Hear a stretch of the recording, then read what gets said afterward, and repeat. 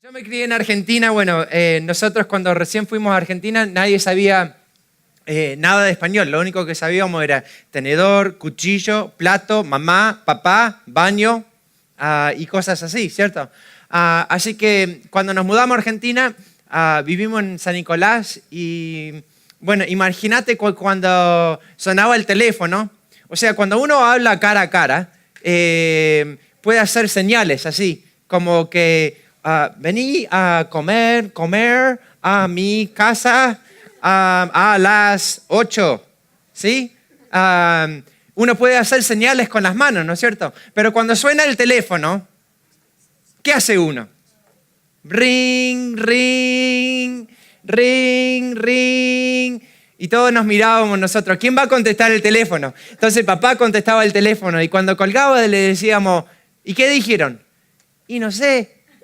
Dice, creo que dijeron que venga a comer a las 9, el sábado, un asado. Entonces nosotros la pasábamos así, que llegábamos a la casa de unas personas y si nos esperaban bien, si no nos esperaban también, nos hacían de comer. Y bueno, así andábamos aprendiendo. Y había una gordita, una señora, la llamamos Chonga. Y la chonga le decíamos nosotros. Y ella decía, el que no habla no come. Y se mataba de risa, ¿viste? Así. Bueno, aprendimos a hablar bien rápido, entonces estábamos así flaquitos nosotros. Me acuerdo papá una vez quiso pedir jabón para el baño y estábamos quedándonos en el hotel y llamó abajo a la... abajo, no sé cómo se dice a la gente ahí, y le dice, sí, ¿cómo puedo ayudarle? Dice, sí, ¿tiene un jamón para el baño? ¿Jamón quiere? Y bueno, viste, nos llegaba a la puerta, ring, ring, nos llevaba así, unos cortaditos, unos filés de jamón, nos llevaba para el baño. Bueno, y así fuimos nosotros aprendiendo las cosas, ¿no es cierto? Aprendiendo cómo hablar y cómo decir las cosas. Me acuerdo una vez quisimos pasar a ordenar algo en el restaurante y pasamos ahí al frente y le dijimos, sí, ¿queremos orinar? Y nos dijeron, bueno, el baño está ahí atrás. ¿Queremos ordenar? No. ¿Queremos orinar unas hamburguesas? No, eso me parece que no. Ordenar. Bueno, ahora ya que se acostumbraron a mi acento, vamos a hablar acerca del tema de hoy. Quiero hablarles acerca de una ciudad, quiero hablarles acerca de algo. Estamos entrando al tiempo navideño y yo no sé cómo ustedes festejan la Navidad aquí en Estados Unidos, porque en Argentina hacía calor. Está al sur, entonces hace mucho calor, estábamos a pleno verano. Así que uno no canta las canciones que uno canta acá en Estados Unidos, que, it's beginning to look a lot like Christmas, ¿viste? Or the weather outside is frightful, ¿sí? ¿La saben? ¿La sienten en la radio? No sé cómo hacen ustedes, ¿la traducen esas canciones o no? ¿No? ¿No la sienten? ¿Cómo es el navideño hispano acá en Estados Unidos? Bueno, feliz Navidad, sí. Próspero año de felicidad. Hey, I wanna wish you a Merry Christmas, ¿cierto? Bueno, hay un canto en inglés que se llama Oh pequeña ciudad de Belén. Oh pequeña ciudad de Belén. Y la ciudad de Belén fue la ciudad donde nació Cristo, ¿cierto? Entonces, vamos a leer en en Mateo, el segundo capítulo, empezando en versículo 1. Dice, después de que Jesús nació en Belén de Judea, en tiempos del rey Herodes, llegaron a Jerusalén unos sabios procedentes del oriente. ¿Dónde está el que es nacido rey de los judíos?, preguntaron. Vimos levantarse su estrella y hemos venido a adorarle. Cuando lo oyó el rey Herodes, se turbó y con él toda Jerusalén. Así que convocó de entre el pueblo a todos los jefes y los sacerdotes y los maestros de la ley y les preguntó, ¿dónde había de nacer el Cristo? En Belén de Judá, le respondieron, porque esto es lo que está escrito por el profeta. Pero tú, Belén, en la tierra de Judá, de ninguna manera eres menor de entre los principales de Judá, porque de ti saldrá un príncipe que será el pastor de mi pueblo Israel. Esta es la historia navideña. Estamos festejando el tiempo del nacimiento de Cristo y de darle la bienvenida a nuestro mundo.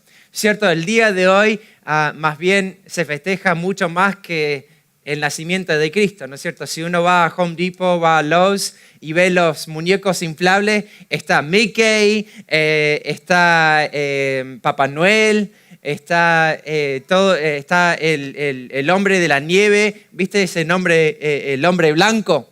Así, no sé, hombre abominable, le llamamos nosotros en inglés. De todas cosas, ¿no es cierto? Uno casi que no puede encontrar la sencillez de la Navidad que uno está festejando, porque ahora la Navidad es tanto más. O sea, tenemos el día de compra, pasamos por el día de acción de gracias, dando gracias, y después el viernes, ¿qué fuimos? A hacer las compras, ¿no es cierto? A disfrutar de la ofrenda. ¿Quién fue a hacer compras el viernes? Algunos fueron a hacer compras el viernes, a disfrutar de las ofertas, ¿no es cierto? Yo me sorprendí, nosotros fuimos por un rato el jueves a la noche, ¿sabés con lo que nos encontramos? Con un montón de indios, gente india, pura gente india estaba ahí haciendo compras. ¿Sabés por qué? Porque son inteligentes ellos. Ellos esperan y compran el día después de la acción de gracia, porque está todo a mitad de precio. Así que ellos siempre vienen a buscar las ofertas. Y bueno, la Navidad ha llegado a ser muchas cosas, más allá de festejar el nacimiento de Cristo nuestro Señor. Y Él nació en un pueblo de Betel, en el pueblo de Belén, perdón. Es confuso porque en inglés se llama Bethlehem, que no suena nada como Belén, ¿cierto? Y suena más como Bethel, que es Betel. Pero bueno, nació él en el sitio de Belén. Belén quedaba a 6 millas o a 10 kilómetros de Jerusalén, al sur. O sea, si te lo imaginas en el día de hoy, sería por la Baseline y la Greenfield. Ahí nació Cristo, En la Baseline y la Greenfield, si estuviéramos acá, estaría a esa distancia. Entonces llegan estos sabios del oriente, llegaron y preguntaron, ¿de dónde debe de nacer el que es rey de los judíos? Y se conmovió toda la tierra, se conmovió todo Jerusalén. Se pusieron así, nerviosos. ¿Cómo que ha nacido un rey? Y preguntaron a los maestros y a los que interpretan, a los sacerdotes, le preguntaron, ¿dónde es de nacer el Cristo? ¿Qué quiere decir el nombre Cristo? Quiere decir el ungido. ¿Dónde es de nacer aquel que es ungido? Aquel que ha sido ungido para llevar nuestros pecados. ¿Quién es el que tiene la unción? ¿Dónde debe de ser nacido el que es ungido? Y los sacerdotes le dicen, en Belén. Este sitio de Belén es un sitio interesante. Entonces, esta mañana quiero hablarles del sitio de Belén, un sitio donde pasan extraordinarios cambios. ¿Cuántos de ustedes quieren experimentar o quieren pasar por extraordinarios cambios en su vida? ¿No es cierto? Que el Señor cambie las cosas, que el Señor obre de una manera maravillosa en su vida. ¿Cuántos de ustedes disfrutan de los milagros? ¿Cuántos de ustedes han tenido un milagro en su vida? ¿Cierto? A todos nos gustan los milagros. ¿Cuántos de ustedes les gusta venir a la iglesia y que que pase un milagro, que sea una experiencia milagrosa y que pase, que ven cuando Dios obra y hace unas cosas tremendas, ¿no es cierto? Pero ¿cuántos de nosotros nos gusta necesitar de un milagro? Cuando uno necesita un milagro es porque tiene muchos problemas.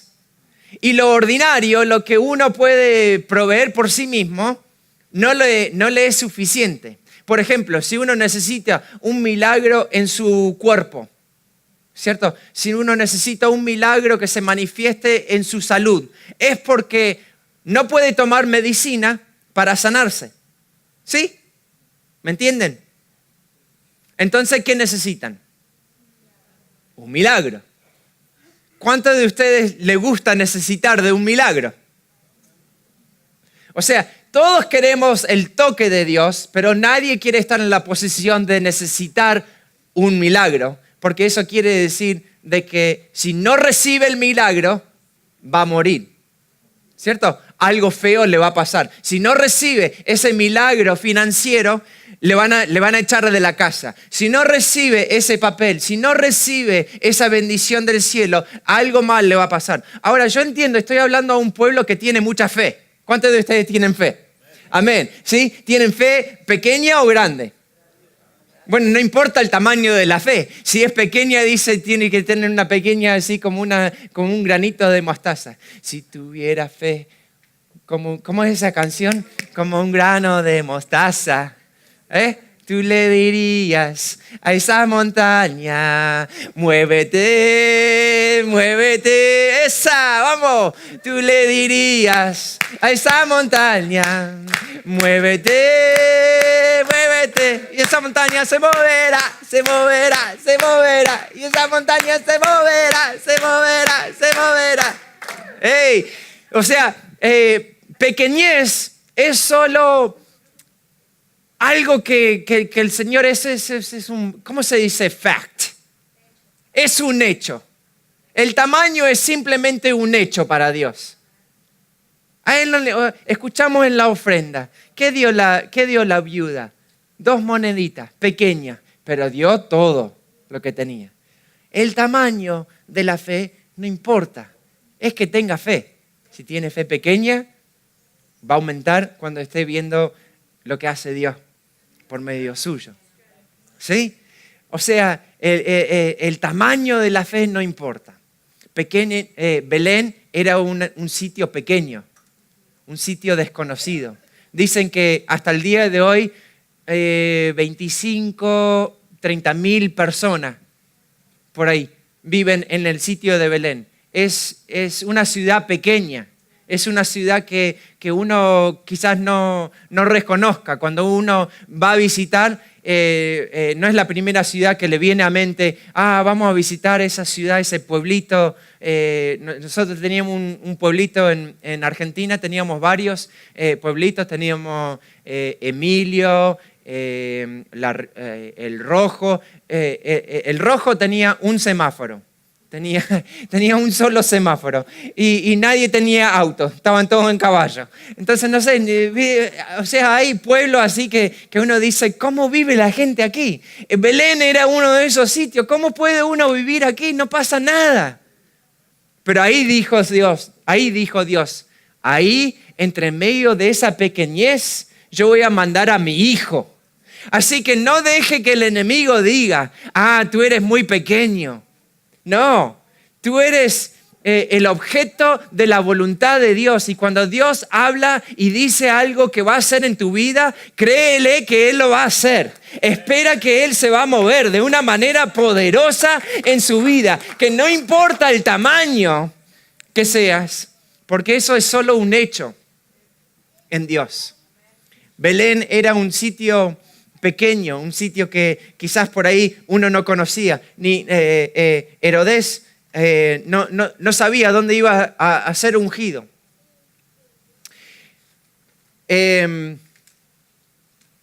Jacobo estuvo en Belén y tuvo una visita de Dios. Usted lo puede ver en Génesis capítulo 35, del 9 al 15 y del 16 al 19. esta mañana por reservar tiempo no lo voy a leer completamente. Pero Jacobo tuvo una visita de Dios en Betel. Betel quiere decir ¿qué? Casa de Dios. Casa de Dios. Jacobo tuvo una visita de Dios donde Dios se manifestó y dijo, soy el Dios todopoderoso. Amén. ¿Cuántos sirven a un Dios todopoderoso? ¿Qué no puede hacer que no es todo? ¿Qué está fuera de todo? Entonces servimos a un Dios para el cual nada es imposible. Todo es posible. ¿Cierto? Hay todo y hay nada. ¿Cuánto pertenece afuera de todo? ¿Cuánto pertenece adentro de nada? Nada. No hay nada, ¿cierto? Él lo puede hacer todo. Hay una diferencia en nuestra mentalidad latina, quizás lo puedo decir así. Yo muchas veces me considero latino, aunque tengo piel blanca. O sea, cuando yo me muero voy a tener piel negra, porque los negros saben bailar mejor. Así que cuando llegue al cielo yo voy a ser negro y voy a orar como un chino. Porque los chinos oran muy bien, ¿viste? Los coreanos tienen una oración, una pasión. Y voy a cantar y voy a amar como un latino, porque los latinos tienen ese amor tan fervor. Y ya hablo el idioma del cielo, ¿cierto? Todos vamos a hablar en español cuando lleguemos al cielo. No le digan a los americanos, pero bueno, ellos, sí, Jesús va a decir, vengan para aquí y se va a apartar, ¿viste? Todo el continente latino va a subir primero. En español tenemos una frase, si Dios quiere, Dios mediante, ¿cierto? Ustedes lo dicen así en su conversación. Dicen Dios mediante o si Dios quiere, primero Dios, eso he escuchado.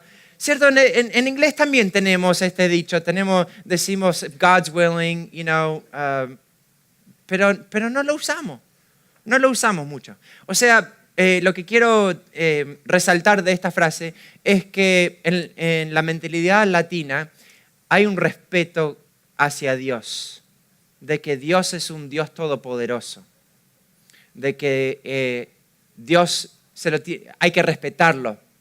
Hay que respetar a Dios y que Él puede hacer lo que Él quiere. Dios mediante, Dios primero, ¿cierto? Lo que Dios quiera hacer primero. Es una mentalidad que viene más bien de la mentalidad oriente o de la mentalidad judía, de que Dios es todo, la mentalidad hebrea, que Dios es todopoderoso. Nosotros en Estados Unidos muchas veces le creemos a Dios por medio de lo que Él hace. O sea, nosotros probamos a Dios. Si Dios es fiel para hacer lo que yo quiero y me bendice, entonces sí, es Dios. Si Dios obra un milagro, entonces es Dios. Si no obra el milagro, entonces no es Dios. ¿Cierto? A veces pensamos así, de que si Él nos hace favores, entonces sí, lo queremos. Pero a veces lo encerramos en una caja al poder de Dios. Mi cuñado es artista en Argentina y él dice, muchas veces nosotros lo dejamos a Jesús colgado en la cruz, pero lo que deberíamos hacer es sacarlo de la cruz y sacarlo a bailar a las calles. ¿Cierto? Porque Él nos da el gozo, Él nos da la paz, Él nos da la vida que nosotros todos queremos. El cristianismo no es una larga lista de reglas, de cosas que no podemos hacer y no podemos disfrutar y que no debemos hacer. El cristianismo es un mensaje de vida y de vida en abundancia. El enemigo vino para robar y destruir, pero yo he venido para darles vida y vida abundante.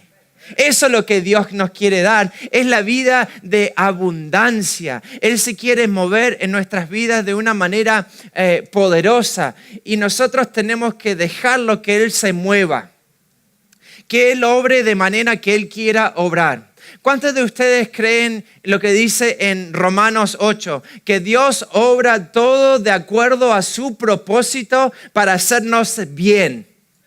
que todas las cosas que pasan en nuestras vidas, que Él lo ha hecho para nuestro bien y no para nuestro mal. ¿Sí? Así dice también en Génesis 50-20. Le dice Josué a sus hermanos, lo que ustedes intentaron hacerme el mal, Dios lo obró para mi bien. Así que Dios es Dios poderoso y es Dios todo cambiante. Que Él cambia nuestras situaciones y nos hace bien por el mal que debemos recibir. ¿Sí? Entonces Él cambia nuestras cosas. Cuando nosotros le damos permiso a Dios que Él cambie nuestras situaciones, cuando nosotros creemos que Dios tiene un bien para nosotros y no el mal, empiezan a cambiar las cosas para nosotros para el bien. Todo depende de la creencia que tenemos nosotros respecto a lo que vamos a pasar. Si uno entra a tomar una prueba, ¿cierto? Por ejemplo, vamos a hablar acerca de una prueba en inglés por ahí, o va a la DMV para tomar su prueba para sacar la licencia. Y uno entra y dice, no, yo voy a fallar porque va a estar en inglés y no le voy a entender un comino de lo que está pasando en la cosa. Así que ahí le voy a llenar algunas burbujitas y a ver si por suerte saco la licencia. ¿Usted va a pasar o no va a pasar? Pero si usted entra creyendo, Dios está conmigo, el Espíritu Santo me puede dar las respuestas para esta prueba y puedo llenar las burbujitas que se necesitan llenar y me puede dar, ¿no es cierto? O sea, Dios primero. Si uno entra de esa manera, ¿tiene posibilidad de poder pasar esa prueba? ¿Más posibilidad de si entra de otra manera? ¿Qué cambió? La fe, la mentalidad. Por ejemplo, miren así. Si uno está en un sitio y llega un coche y se bajan 5 hombres con machine guns, ¿cómo se dice? Con pistolas, ¿sí? Metralleta, esa estaba buscando. Las metralletas. Vienen y se acercan a ti. ¿Qué haces? ¿Te da paz? ¿Te da gozo? ¿Cómo te sientes? Asustado, con miedo, pegas al piso, ¿cierto? Sales corriendo. ¿Por qué? Gritas. ¿Por qué? Porque nuestro entendimiento ha moldeado lo que nosotros pensamos acerca de esta situación. Pero ¿qué tal si esas personas te vienen a proteger y no para hacerte el mal? O sea, nosotros siempre nos volcamos para el lado peor. Siempre creemos que no vas a hacer mal. Pero Dios dice, yo tengo planes para tu vida, planes para hacerte el bien y no para hacerte el mal. ¿Por qué nosotros siempre creemos que Él nos quiere hacer el mal? Que nosotros por ahí nos merecemos el mal del mundo. ¿Por qué? Porque estamos condicionados a honrar,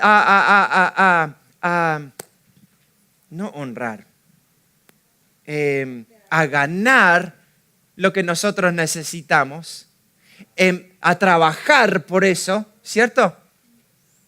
Y no que sea un regalo que Él nos quiera dar. Esta Navidad reciban el regalo de la presencia de Dios. Reciban el regalo del ungido de Dios, que fue ungido para traerte sanidad, para traerte el milagro que necesitas, para cambiar tu vida, para cambiar tu situación, para llevarte a lo que no te merecías, pero sí lo que Él te quiere dar. Esta Navidad, que en tu Belén nazca el ungido de Dios, que dice que la unción rompe todo el yugo. La unción rompe toda cadena. Les digo que en Argentina una vez nosotros fuimos a la prisión de Olmos, de máxima prisión, En esta prisión hacían sacrificios de muerte de personas a entidades demoníacas o para el diablo. Había mucha violencia en esta cárcel. Y el Señor llamó a un hombre para que vaya ahí a cambiar el clima dentro de esa cárcel. Su nombre era Juan Zuccarelli. Era un pastor de una ciudad, pastor de una iglesia chiquita. Y uno podría decir, Señor, yo tengo una iglesia chica, ¿qué voy a hacer ahí con una necesidad tan grande? Y Dios dijo, no te molestes, yo soy el más grande del mundo. Ve y cambia esa cárcel. Entonces entró él a trabajar ahí, empezó a orar y empezó caminando, orando. Y esta prisión es una prisión de máxima seguridad, o sea que solo viven ahí los criminales más violentos de la Argentina. Había una corrupción terrible. Y él empezó a orar y se convirtió en un hombre. Y le enseñó cómo orar. Y se convirtió en otro hombre. Y empezaron a pedir que si ellos podían ir a otro sitio de la cárcel, que no tenía vidrio, que no tenía luz, que no tenía agua, que estaba todo así roto. Y le dijeron, está todo roto. Y dijo, no importa, nosotros vamos ahí y empezamos a arreglar, porque nosotros queremos tener un sitio para nosotros mismos. Fueron, arreglaron todo la cárcel, y de 6.000 impresos, 3.000 de ellos se convirtieron a Cristo.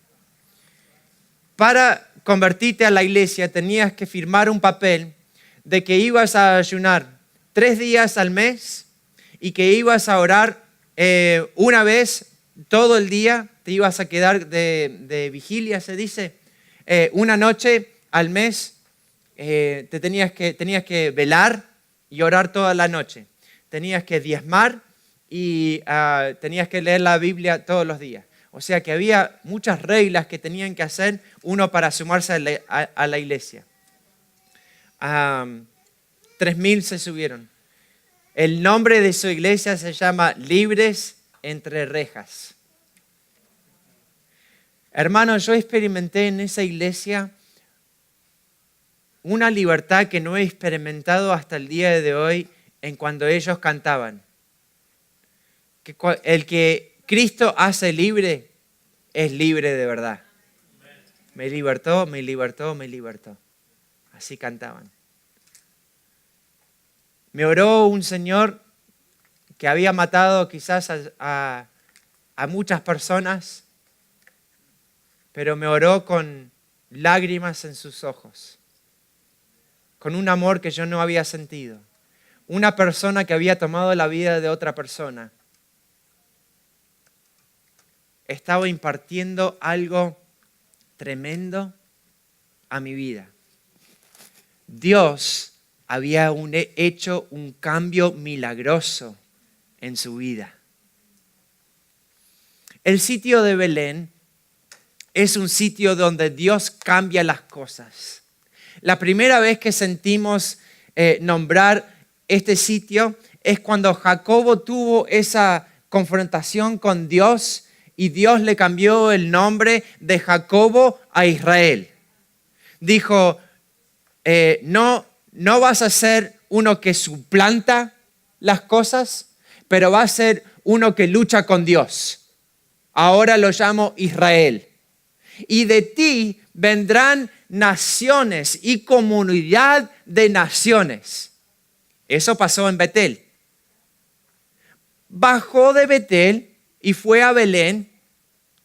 Fue una corta distancia, dice en Génesis 35. Y su esposa Raquel estaba por dar a luz. Estaba por partir un hijo. Jacobo, ahora llamado Israel, llega con esta promesa y ella está por dar a luz. Y él está entusiasmado porque Dios dijo, de ti vendrán naciones. Amén. De mí vendrán naciones, una comunidad de naciones. Y mi esposa, que yo amo con todo mi corazón, está embarazada y va a dar a luz. Y dio a luz a un hijo. Y cuando ella estaba dando a luz, le dice su ayudante de parto, le dice, regocíjate porque tienes un hijo. Y ella se estaba muriendo cuando estaba dando a luz. Y dijo, lo llamo Ben-Oni, que quiere decir hijo de mi prueba o hijo de mi problema. Y Jacobo, ahora que su nombre fue llamado Israel, dice, no será llamado Ben-Oni, será llamado Benjamín, que quiere decir hijo de mi mano derecha. O sea que fue nombrado de ser hijo de mi problema a hijo que está a mi lado todo el tiempo. Yo no sé acerca de ti, pero cuando uno tiene la bendición de poder ser el hijo de la mano derecha de Dios, ¡wow! ¡Qué bueno poder ser obrero junto con nuestro principante, que sea Dios! O sea, yo no tengo nada, pero Él tiene todo. Yo estoy con Él. En Argentina todos me conocían a mí como el hijo de Thompson. ¿Ustedes conocen la Biblia de la cadena Thompson? Es una Biblia de estudio que se hizo en inglés, ¿cierto? Se llama Thompson Chain Reference. Bueno, en Argentina se creyeron que mi papá era el que había escrito esa Biblia. Entonces yo era el hijo de Thompson, el que escribió la Biblia. Y donde iba en todas partes, yo era el hijo de Thompson. O sea, nosotros íbamos a las cruzadas de Carlos Anacondio, o íbamos a la iglesia de Claudio Freyson, o íbamos, estábamos en una conferencia con Dante Gebel, con el que sea. Y mi papá era uno de los organizantes, y entonces yo pasaba a donde quería, porque simplemente yo era el hijo de Thompson. ¿Quién es este?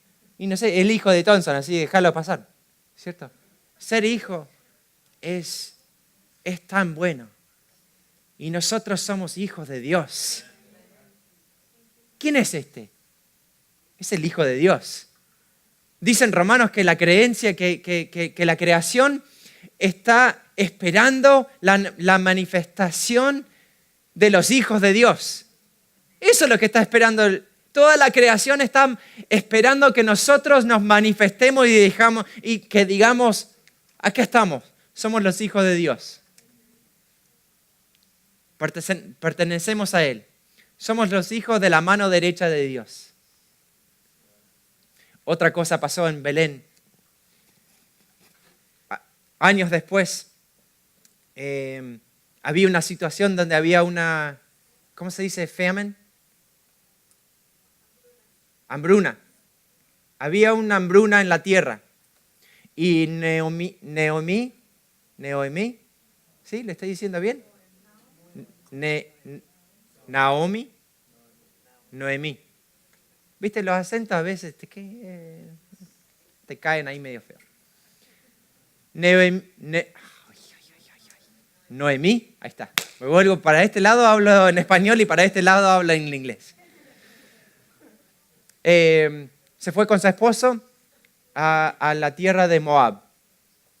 Y ahí con su esposo y sus hijos vivieron por unos años, y se murió el esposo. Sus hijos se casaron con unas mujeres moabitas, y los dos hijos se murieron también. Los hijos coincidentemente se llamaban Enfermito y Fallante. Así los nombró. A ver si dice. Sí, ahí dice. Hijo. A ver. No. Bueno, Fallante. Lo leí en inglés, así que lo tuve que traducir. El que falla y Enfermito. A ver, ¿dónde está ese hijo hermoso? ¿Quién? ¿Enfermito? Vení, Enfermito, vení. Ay, qué lindo. ¿Viste? No tienen ningún futuro ese pibe. ¿Y este cómo se llama? Este se llama fallante.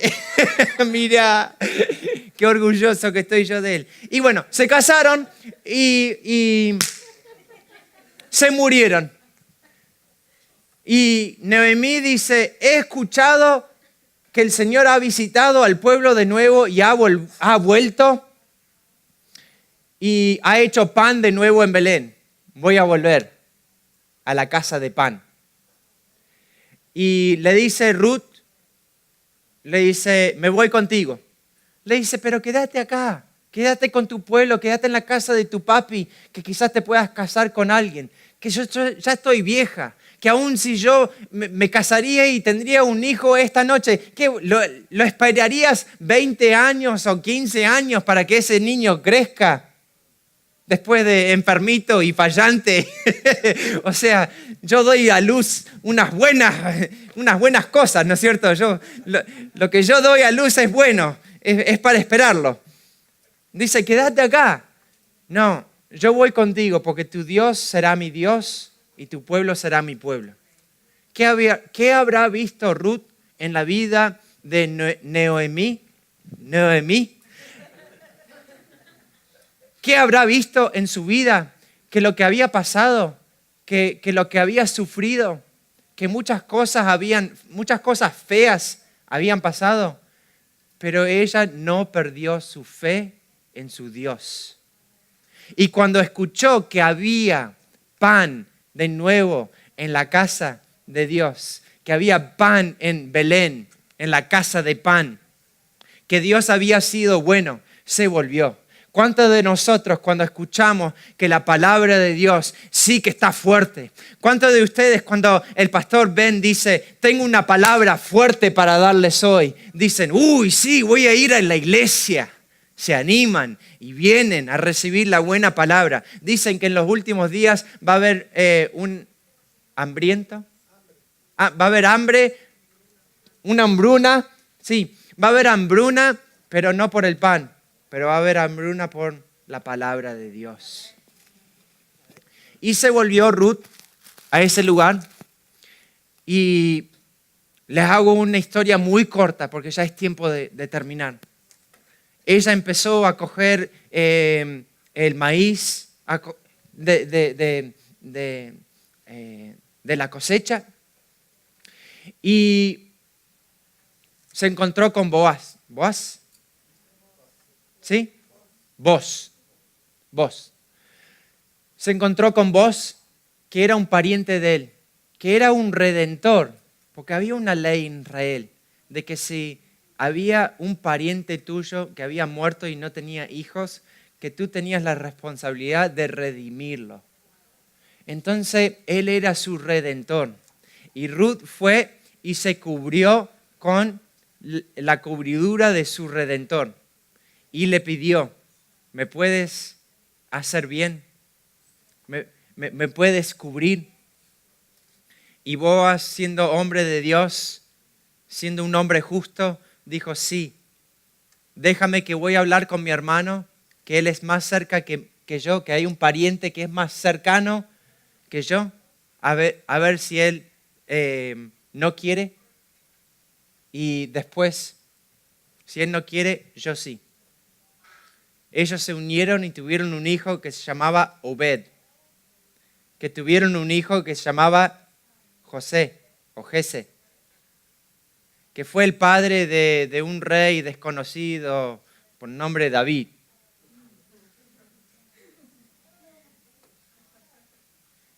Todo esto pasó en Belén, un sitio pequeño, con personas pequeñas, con personas no merecidas, con personas que tenían dolor, con personas que habían sufrido. Entonces Belén es un lugar donde Dios da aparto a los propósitos que Él quiere dar aparto, donde Él cambia nombres, donde uno puede llamarlo enfermito, fallante, hijo de mis problemas, Pero Dios dice, no, yo voy a redimir a esa gente porque tengo un mensaje. Ahí voy a mandar mi unción para que mi unción cambie lo que nazca ahí. Así que no vale de dónde ha venido, de lo que le ha pasado, de la injusticia que ha sufrido. Dios es Dios. Y si nosotros no lo hacemos, probar de que Él es Dios para que Él pueda ser Dios. O sea, si nosotros le creemos que Él es Dios,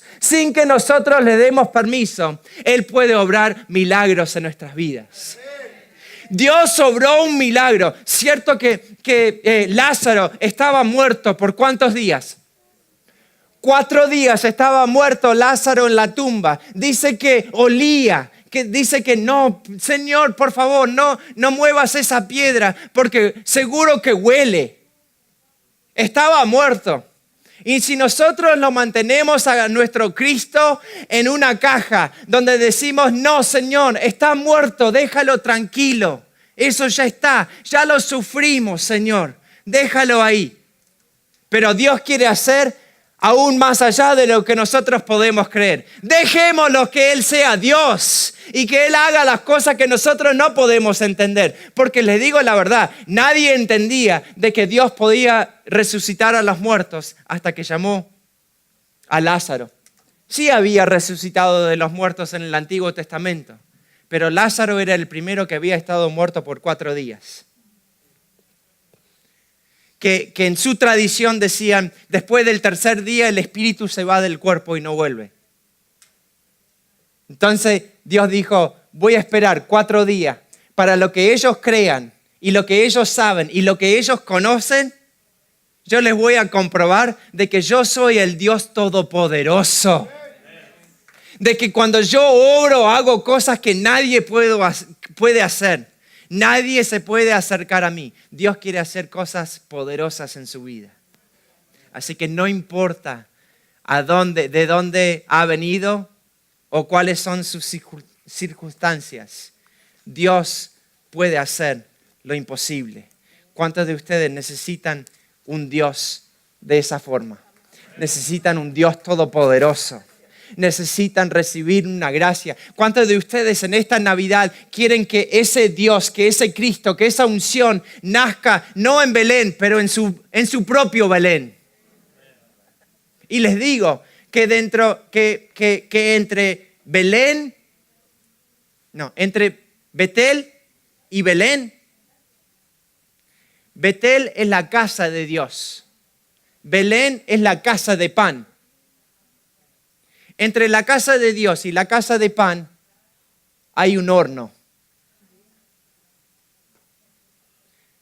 Y en ese horno hay cosas que han sido mezcladas, que han sido unidas. ¿Usted ha comido del pan antes de echarlo al horno? ¿No? ¿Nunca ha hecho pan casero? ¿Han hecho pan casero? Mi mamá hacía pan casero y yo tomaba un picadito y me lo comía. Pero si te comes mucho, te da dolor de panza. Pero está bien rico. Te hace mal, te enferma.